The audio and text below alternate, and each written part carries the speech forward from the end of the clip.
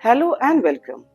I am Lopamudra Moitro and you are listening to my weekly podcast, What's in a Story, where I read stories from my books along with a small introduction about each.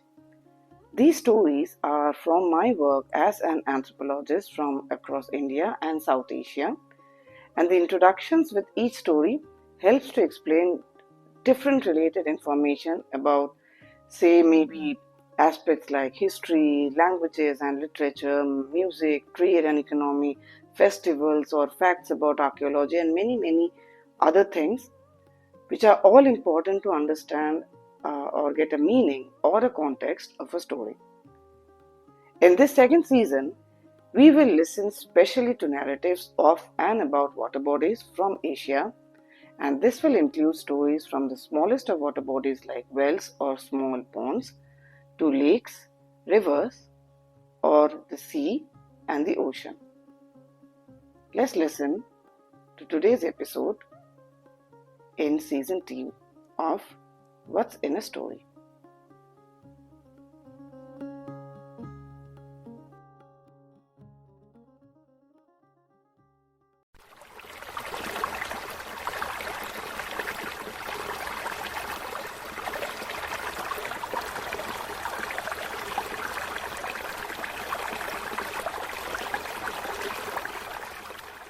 About the story. The story of Tana and Riri, and I read this from my book How the World Was Born, Wondrous Indian Myths and Legends by Aleph Book Company. The story highlights an important aspect of Indian classical music, its association and relation with nature. A raag from Indian classical music follows an array of melodic structures with musical motifs. Each raag also provides the musician with a musical framework within which to improvise. The improvisation by the musicians and singers involve creating notes, sequences, and repertoire, which will include only the notes allowed by the raag and will also maintain the rules allowed by that specific raag. Each raag is also supposed to be sung in particular times of the day as well as seasons. Each one is supposed to have immense influence on the psyche, mind and emotions of the singers as well as the listeners. The story also connects spiritualism and environment by speaking of Tana and Riri's performances, which were only fit to be performed in front of a deity, and this, in turn, were connected to the life-giving forces of nature through water and rainfall.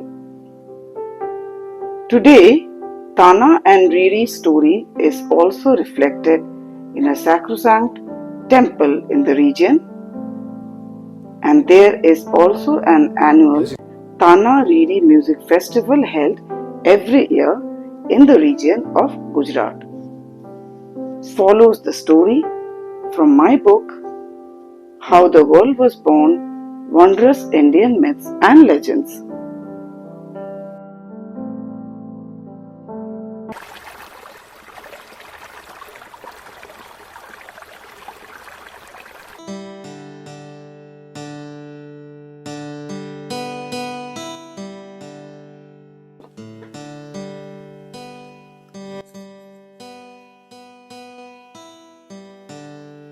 The story of Tana and Riri.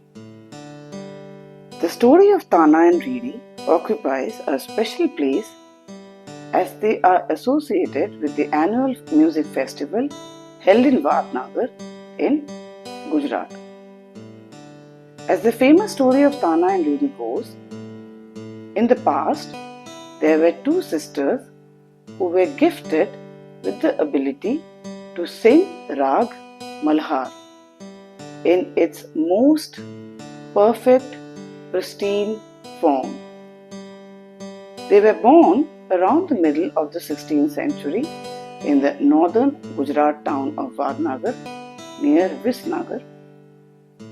They belonged to the Nagar community and their mother's name was Sarsharnishtha, while their grandfather was the famous Narsin Mehta, the great saint who was also a very important singer of bhajan and bhakti. The girls were equally gifted like their grandfather. When the girls were growing up, it was the time of Emperor Akbar in the court of Delhi, and his court was adorned by the Navaratna or 9 gems. The 9 gems were 9 distinguished and acclaimed people from various walks of life, including arts and culture. The famous singer Tansen was among these 9 gems in Akbar's court. It was popularly believed that Tansen's music, especially raag, deepak, always lit up diyas or oil lamps on their own every time he performed it. Now, it was also believed that it is next to impossible to sing the raag in its perfect repertoire, and if one did manage to sing it to perfection, apart from the diyas lighting up on their own, the singer would also experience a complete burning sensation all over his body from the feisty nature of the raag.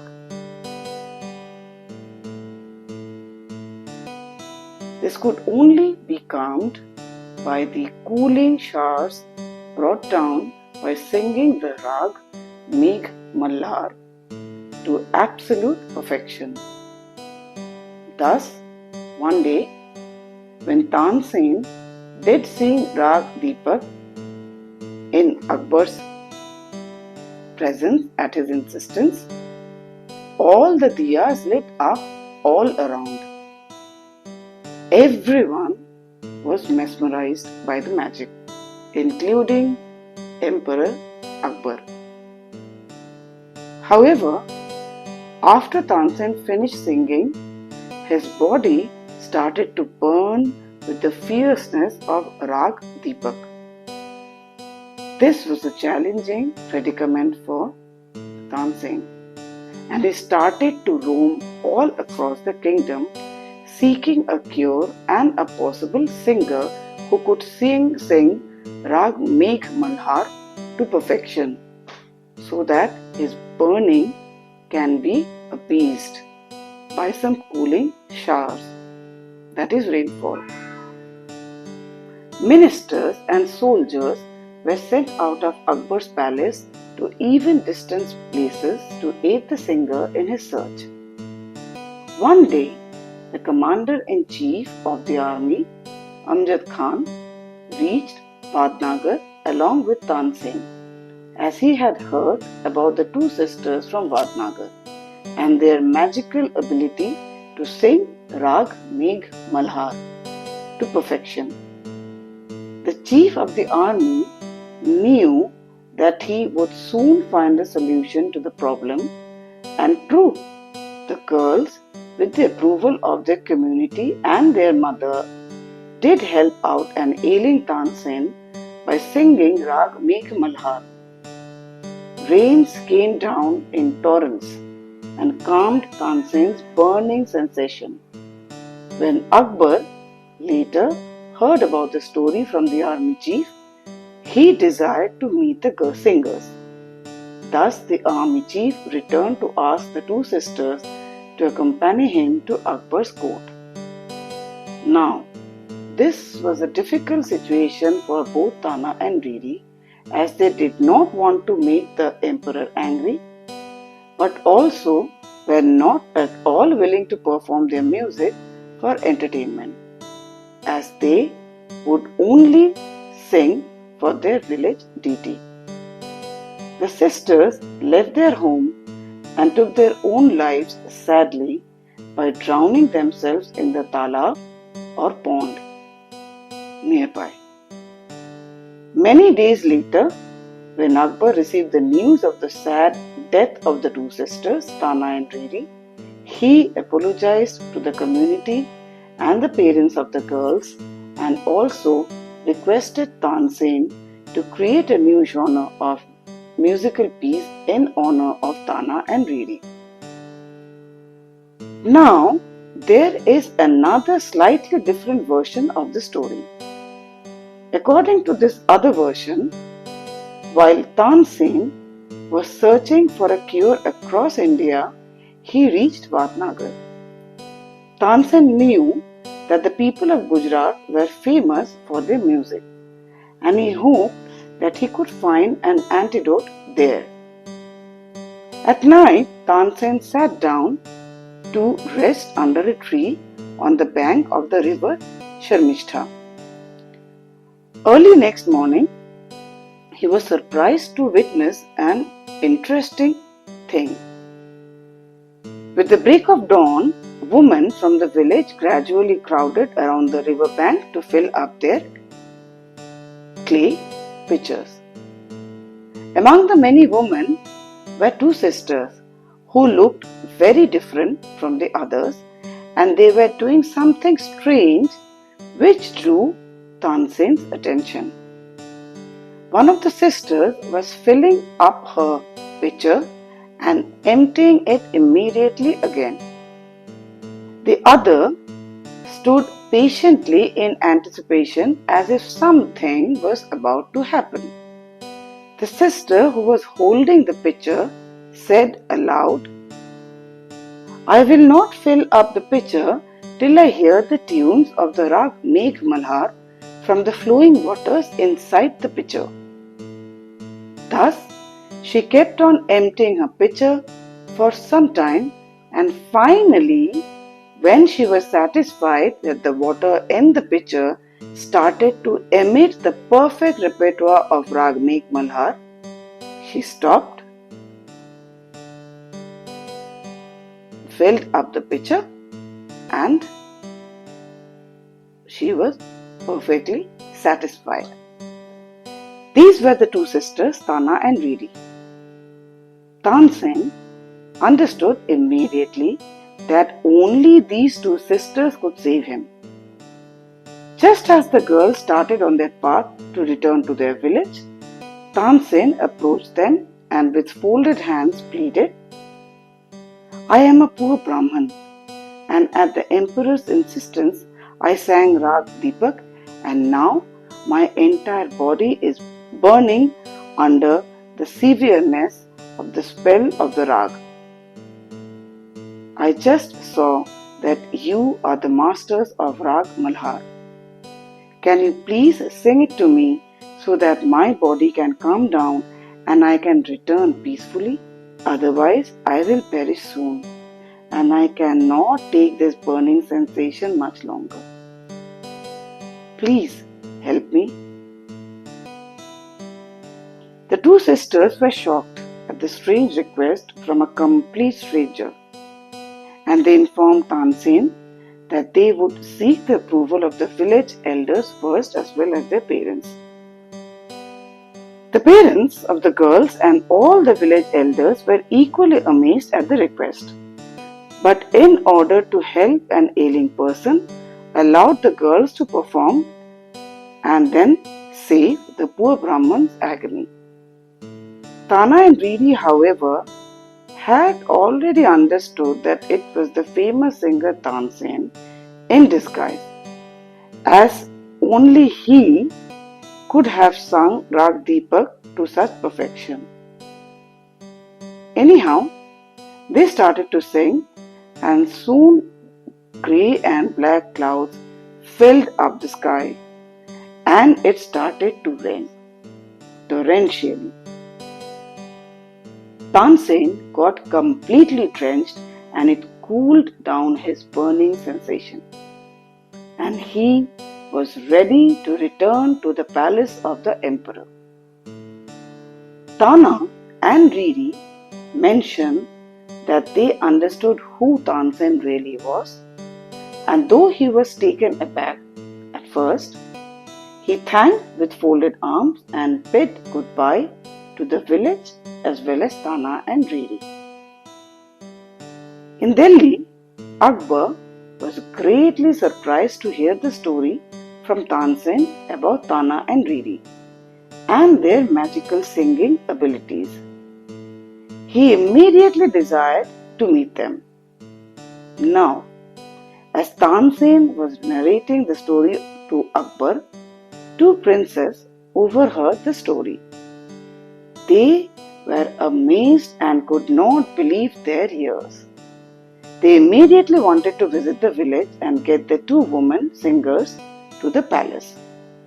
Thus, the two princes reached the village and hid themselves on the bank of the river Sharmishta. Early next day, as the women of the village arrived to fill up their pitchers from the river, Tana and Riri arrived as well as usual. Even from a distance, the two princes could differentiate the two sisters from the rest of the crowd. They noticed their unique way of filling up the pitcher and they approached the girls to speak to them. At that moment, all the women were surprised to see two strange men and they started to shout. In the commotion that followed, the villagers came out to rescue the women, and in the tussle, the two princes and their horses lost their lives.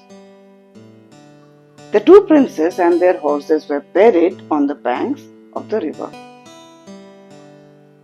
Soon, an impatient emperor understood that two princes were missing for a couple of days from his palace.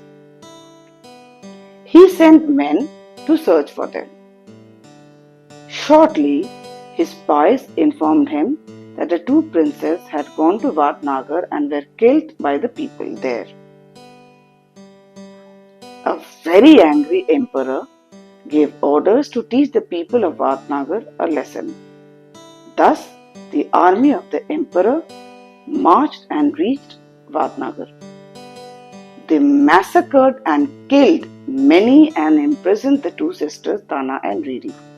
The two sisters were put into a palanquin and it set off for Delhi. However, the two sisters never wanted to leave the place of Vadnagar, as they had vowed to only sing for their deity and never for entertainment purposes. The sisters saw no other choice but to end their lives. Thus, just as the palanquin had reached the Mahakaleshwar temple at the border of Vadnagar, they took their own lives by swallowing the diamond from their rings. The two sisters were cremated later,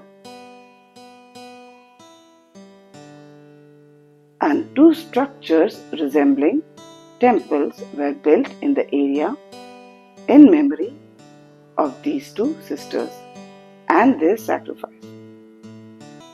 The region still remembers the two sisters and the temple in their name. The annual Tana Riri Music Festival is a monument to the piety and power of music.